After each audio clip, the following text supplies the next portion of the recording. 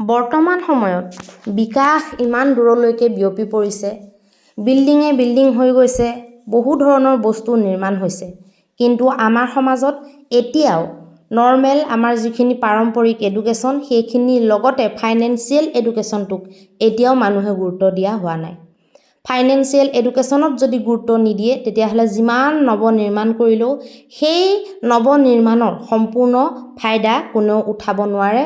বাকী নিৰ্মাণ হৈ থাকিব, কিন্তু ফাইনেন্সিয়েল এডুকেশ্যন যদি নলয়, অকল যদি একাডেমিকত গুৰুত্ব দিয়ে, একাডেমিক পাৰ হৈ যায়, ঘৰ সংসাৰ পাতি পেলাই জীৱনত আগুৱাই যায়, কিন্তু যদি ফাইনেন্সিয়েল এডুকেশ্যন নাই তেতিয়াহ'লে জীৱনত বিপদ আহিবই, বিভিন্ন ধৰণৰ মানসিক সমস্যাই আপোনালোকৰ জীৱনত দেখা দিব।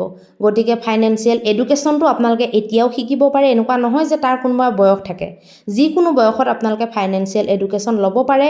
আপোনালোকে তাৰ কাৰণে অকণমান কষ্ট কৰিব লাগিব আৰু তাৰ ফলস্বৰূপে আপোনালোকে বহুত এটা ধুনীয়া উপহাৰ জীৱনত লাভ কৰিব পাৰিব আৰু লগতে চবতছে ডাঙৰ কথা হৈছে মানসিক শান্তি আপোনালোকে লাভ কৰিব পাৰিব।